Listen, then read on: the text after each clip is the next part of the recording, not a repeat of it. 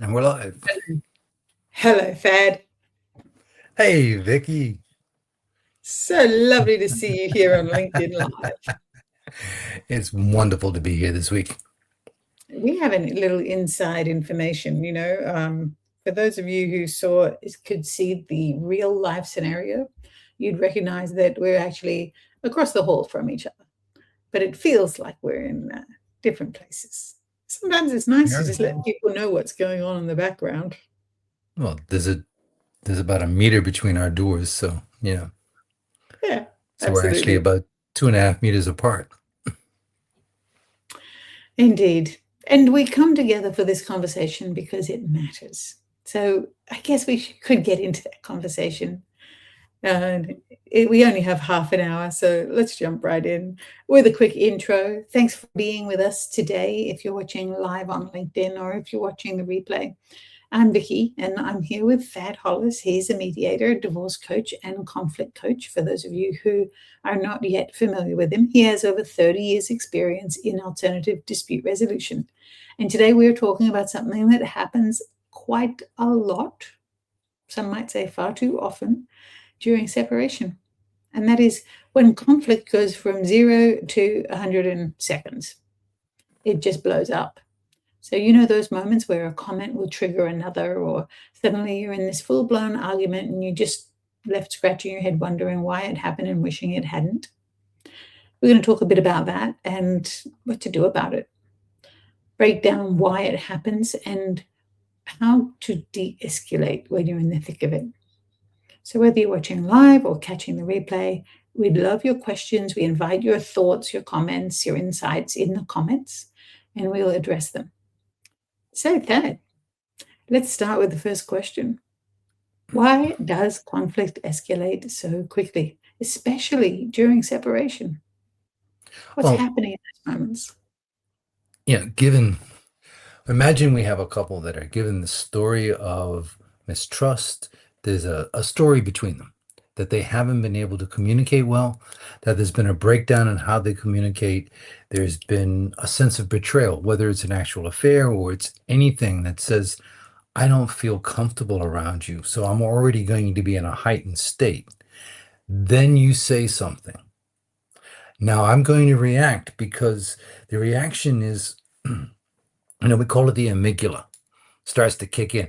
I call it the little reptilian monkey brain that I have that says, oh, I'm now going to create a story because of my past with you, and my experiences now tell me that I'm not safe. So my breathing's going to escalate. Now my heartbeat is going up because I'm also been holding my breath as I've been doing this. And so now I'm starting to need to hyperventilate. So now all these things start to happen. And all of a sudden we're now into a full-blown discussion that our voices are getting raised. I'm starting to feel my chest, because this has happened to me. My chest starts to constrict. I'm not feeling safe. Therefore, I'm in danger. I'm going to flee or I'm going to fight. It's that fight, flight, or freeze happens. And this is when it starts to escalate. There's an old wound. It's been touched. And, so the reaction isn't so much about the intent of the words that were delivered, but more about what's going on inside me. So I'll now translate to, I love this one. You never put the dishes away. To, I now heard that you don't respect me. You always blame me for everything. It's the dishes aren't mine. You said you would do this. Now all of a sudden I've got this whole argument that's happened in nanoseconds in my head.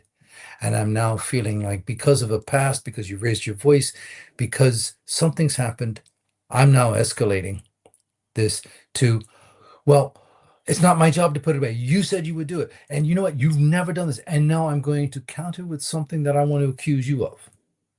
So now we have you words going back and forth. You said, and you don't, and you're. So now I'm assigning all this fear, rage, anger, toxicity that's building in me. Now I need to get it out. So now I'm going to disperse this over you because it's no longer going to make me feel bad. But we're already escalated. So, there's whatever has been the triggers, and there's so many reasons.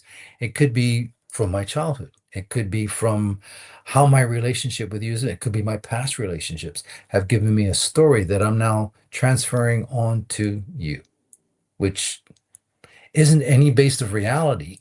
But my brain doesn't know that. My body doesn't know that. My rational front cortex has now been switched off because there's blood being drained from my brain, going to every other part of my body, which says, run. That's how we escalate in a Wow. nutshell. That's one heck of a strategy we play as humans, as a Yeah. person in conflict.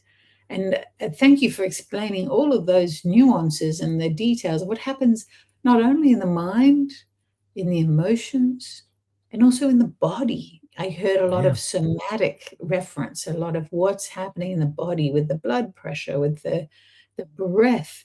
And also, what I took from what you shared is that a lot of this is about how we are regulating towards safety, feeling Mhm. psychologically safe, not feeling under attack. This even the desire or the impetus to fight back, to hurt the other person, hurt people hurt people. We know that to be true. And so, this desire to hurt the other person, I'm interpreting that as a way of protecting oneself at a time when we feel we're under threat. And Mhm. to hurt someone is to put distance, so we're protecting ourselves from being hurt more. So, there seems to be this thread of personal safety, psychological safety that comes into this. Well, it's also, you know, we know each other well enough. How many times do I need to be right? Do I need to be right to save face? So it's, it comes in, I'm going to defend an argument I put together. I'm going to want to be in control. I need to defend, be right.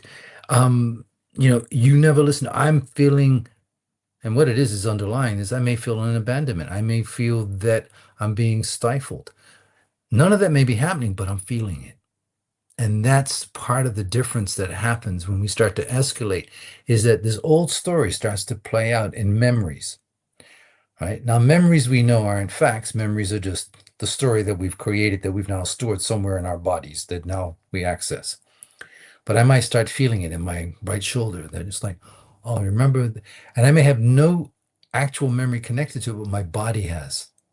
And that suddenly triggers an emotional response that now starts to heighten. And I mean, it's someone raises their voice, it's natural that we're going to meet them at that point, and we're going to keep escalating because we're going to meet it. Because he who shouts loudest wins, right? No, just makes everybody deaf. But and it's with hoarse voices. But it's this concept that think of how children argue. Right. I had a meeting earlier today and I said, if he was talking about his daughter in kindy, and I said, imagine, your daughter comes home from school and you're serving spaghetti and she loves spaghetti and meatballs. It's her favorite dish. And tonight she says, I don't want it, and pushes it away. She's not regulating that she wants that. Something happened today. She's trying to emotionally process. And I use that as an analogy. And he says, yeah, kids really do. I said, you think we do any better as adults? And he goes, no, actually, I guess not. And I said, it's not about judging us. It's the fact is that when I'm shutting down, I'm trying to get an emotion out. I'm trying to get rid of the feeling. I'm trying to push it through. And I often don't know what the cause is until I can rationalize it. And if my rational brain is shut off and I'm into fight, flight, or freeze, there is no rationality. It is now I'm going to defend, I'm going to fight, I'm going to try and push it out of me because it's painful. Yeah. Thank you for that beautiful example. It made it so clear that it was never about the spaghetti. Yeah. It was about something else, and isn't that true? I feel like this is a little expression that we can use now, "It's not about the spaghetti. What is it about, babe? What's going on for you?" Yeah, that's such a It, great demonstration of how we process feelings as adults unless and until we learn differently. What yeah. is a more functional way to process our emotions and regulate when we are separating, and conflict Mhm. conversations are likely to come up between two parties who already are feeling raw emotionally. Any thoughts on Yeah. how does a person do this? Well, start thinking, do you need to be right? One of the questions I said to my clients, I said, imagine the scenario that you're now 10 years from now. Will you remember this conversation? Will you remember this next week? How important is this play today? Is this about power? Is this about control? Is this about trying to win over? Or is this about being right about something? I mean, all these things come into play. And then ask, what is the importance of winning? Is this something you've got to win? Now, in a separation and there's children involved, who's winning, who's losing? Is that parents aren't going to win a discussion if the kids are being sacrificed here over a point that we need to make. So it often, if you want to disengage or de-escalate a conflict, it only requires one person. Imagine you're in a room where there's two people and their voices are being raised and they're getting louder and louder and they're trying to meet each other on that volume. But imagine the other person doesn't. And the other person's still shouting, the other person's just sitting there and saying, I hear you. The other Mm. person's going to match the tone. They're going to drop their voice. It helps. It only takes one to de-escalate a conflict. And this is true, by the way, between countries. We'll just put that there out there for everyone to consider, right? That it only takes one. Peace starts with one person, The Power of One. Very powerful book, movie. I loved it. But it does start within me, right? So if I'm starting to feel my amygdala, that reptilian monkey brain of mine that just wants to be everything and be always right, and it starts to do this conversation, and I can feel my blood pressure rising. I can start feeling my pulse going. I want to hold my breath because we've done this before. Remember to breathe. And you don't have to do it that visibly, but if you just take a breath and then slowly exhale, place both feet on the floor. Suddenly, the blood pressure starts to come down, the pulse rate's coming down.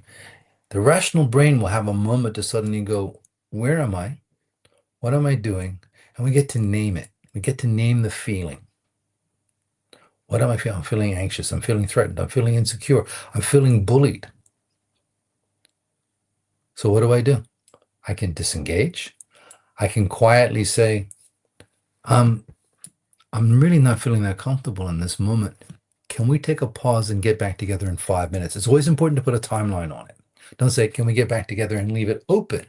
Because the other person's going to go, you always did that, and, may react. But if you say, I just need 5 minutes, could we do this in 5 minutes time when I have a chance? I just need to get a drink of water. I need to go to the bathroom, and then I'll be with you.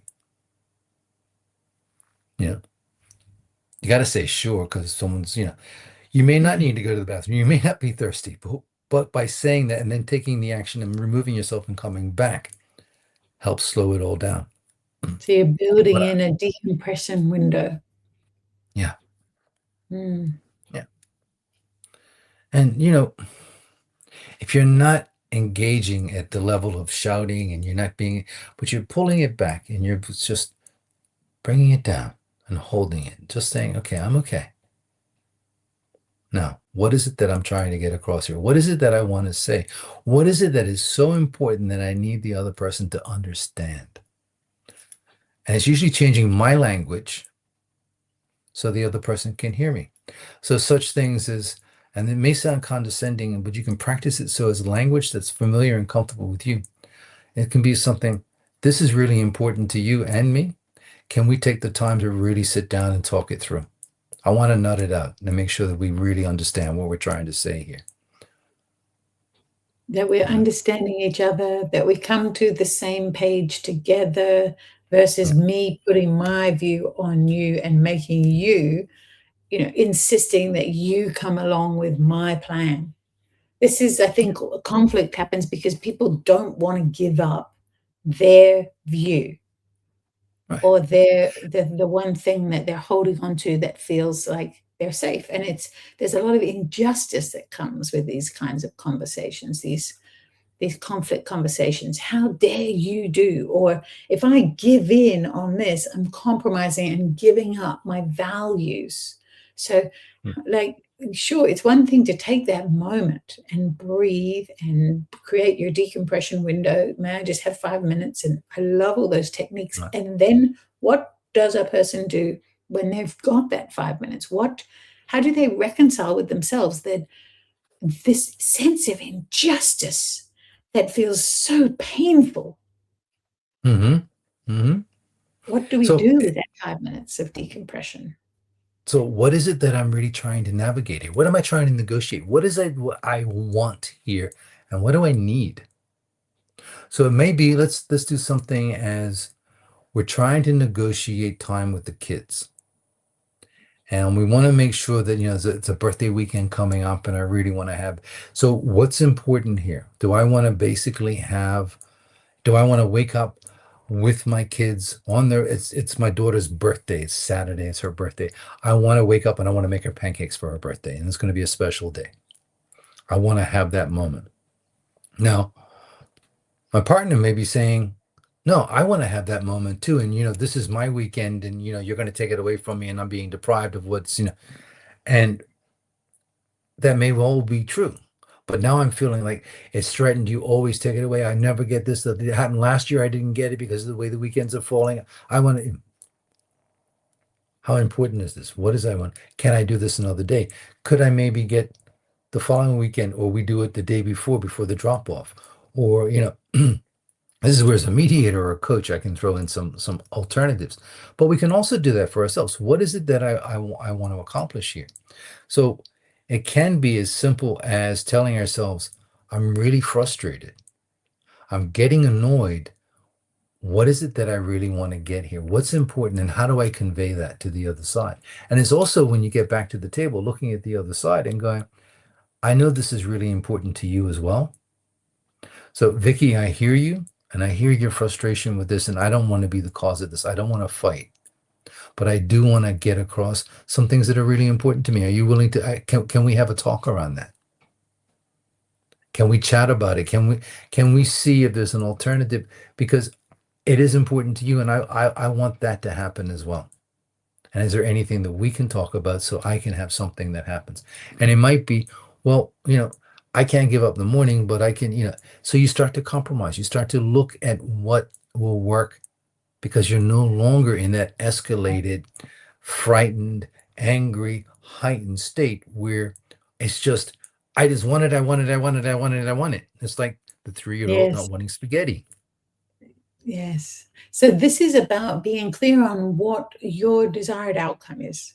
Know, well, as the expression is it Stephen Covey, start with the end in mind, Yeah, right? absolutely. Know what you want before you go into the conversation, not to be attached to achieving exactly that, but to at least have a benchmark for yourself that this is what you're working towards, versus And this reaction of feeling like I want it because I feel like I've been hard done by. It's a very different energy and different mindset. And it's more, I would say, probably more mature without judging. It just feels a little more mature and a little more functional.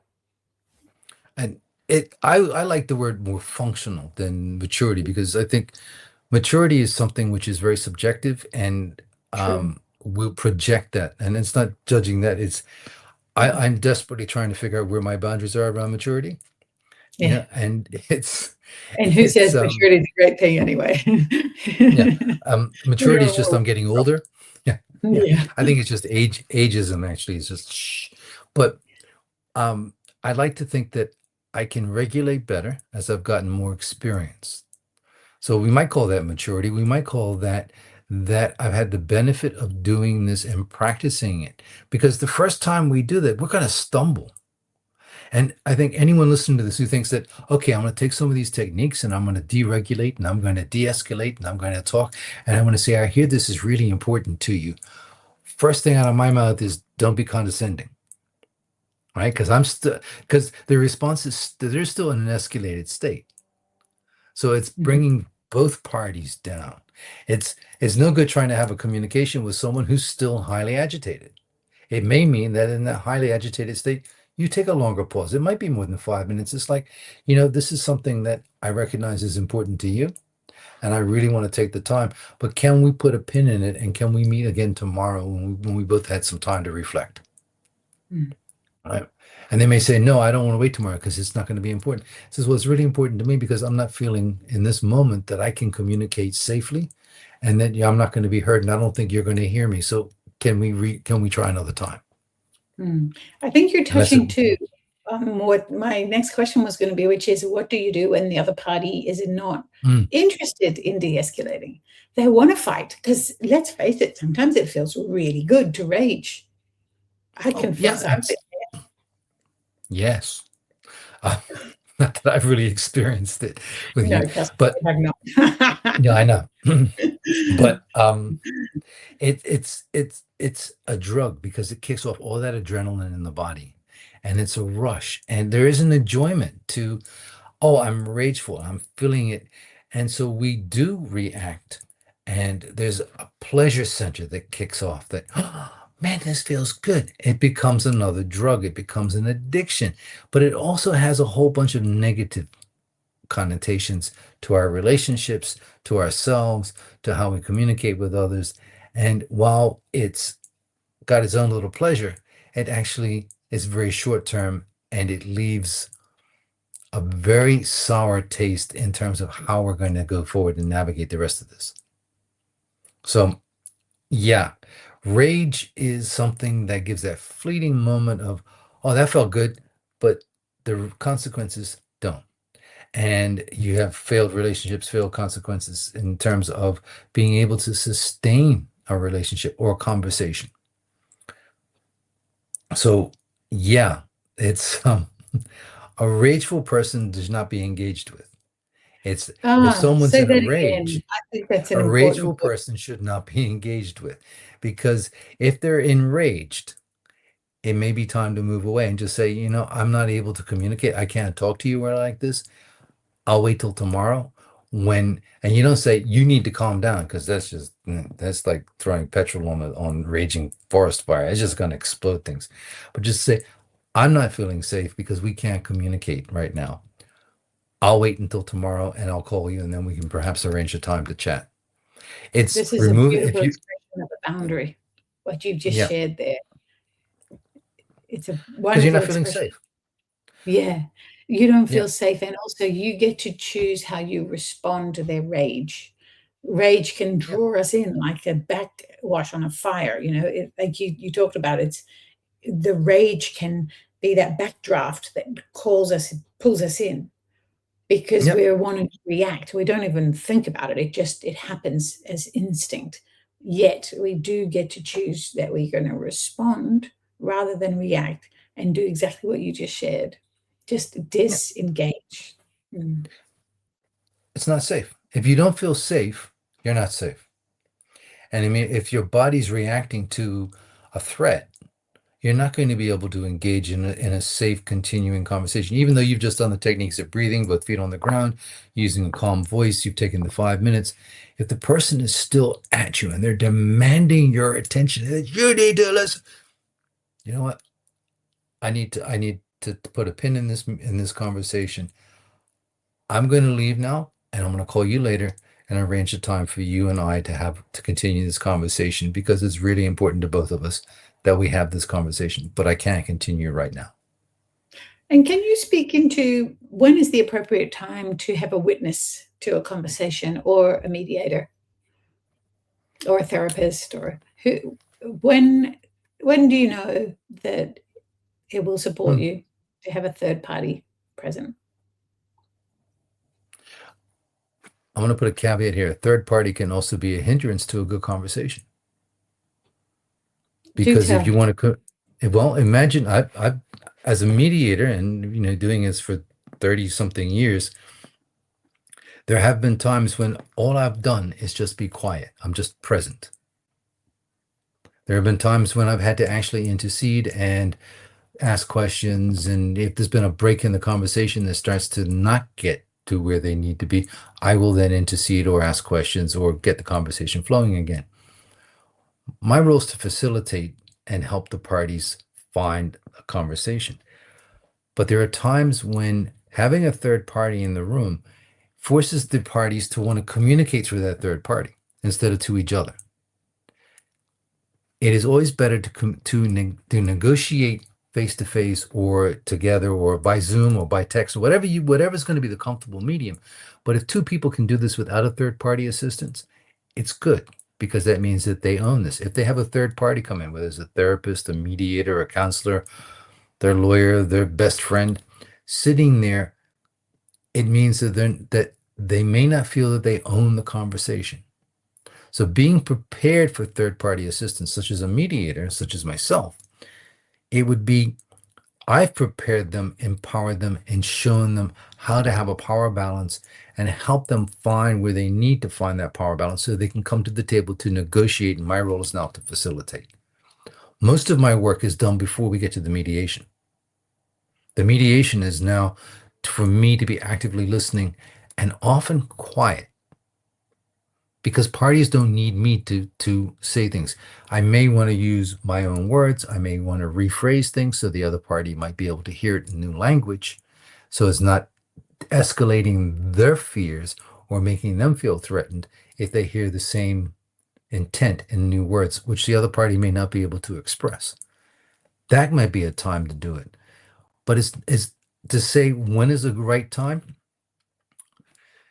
It's really when the parties are in a position where they're comfortable enough to say, we can't actually finish this conversation without someone in the room to help us.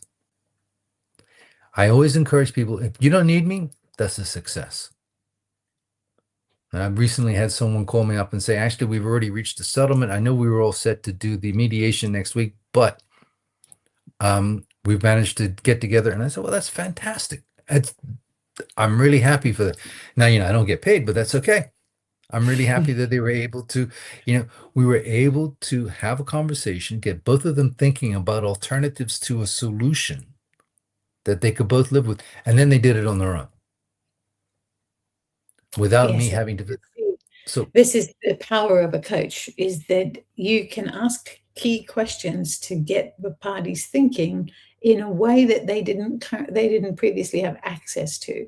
And so that intake that you described, where you meet with each party separately before the mediation, it sounds like that's when they can have expanded awareness, of they can draw in new questions, new lines of inquiry to help them get to a different place. And perhaps when two people are looking to come to agreement and they feel like they're at an impasse, that's the real strength of bringing someone like yourself in to help them get creative and curious to find solutions in different ways that weren't previously accessible to them. I did one last year with a couple that were trying to decide where they wanted their only child to go to uni. They'd come up with different lists and they were able to discuss the pros and cons, but they couldn't come to an agreement. Otherwise, everything is amicable and going well. And they said, we need a mediator. That can you help us? So we had a discussion and I said, okay, we'll get together. It was really very short discussion. And then it was looking at the pros and cons, and we got it down to 3. And it was the 3 on the list and which was the best and how did it suit and what was in the best interest of their soon to be adult child and how this was working. And they were able to look at this and then have a discussion. And after we'd done the list, they'd done all the work. They did the homework. I'm just facilitating this flow of conversation and helping them clarify points between each other. That's my role as a mediator. It sounds, I'm making it sound pretty simple, but it's actually Yeah. listening, rephrasing, asking a question, asking if the question of clarity isn't being asked by one party, I might ask it and sort of say, could you dig a little deeper about your rationale for that so that, Jane can understand what you're saying, John. Yeah. So it's really about getting communications clear. And yes, you are making it sound very simple, I might add. I'm certain that, your 30 plus years of experience, it makes it feel simple to you. And yet to the everyday person, it's not simple, or we wouldn't have the need for this kind of conversation. So thanks for sharing that. It can feel simple when a person's in the right hands and when they have a guide such as yourself to create that framework, to create that safe container for the conversation and to keep it within the realm without it feeling restrictive. And we're Yeah. coming to pretty much wrap up this session. The time has flown. It's always wonderful chatting with you about these things, and I trust that you have shared a great deal of value for people who are watching, who may be curious about their own scenario, their own situation, or perhaps you're a family lawyer who knows that your clients could really benefit from a deeper understanding of conflict and how to de-escalate it, and maybe even behavioral change. So Thad is a conflict coach and also a divorce coach. And this is some of the things that you talk about as well in that capacity, is to help people learn new behaviors and understand themselves better. There's nothing more delicious for me than understanding myself better. And I think a lot of us, once we get onto that line of inquiry, we can really enjoy the process of understanding ourselves better, because we can see what's possible for us when we do, and when we can change our behavior in a way that changes everything around us, that changes our relationships and help us just navigate the world that feels easier, because life is meant to be easy and life is meant to be fun. That's my view. Absolutely. This is not an endurance test, by the way, Yeah. folks.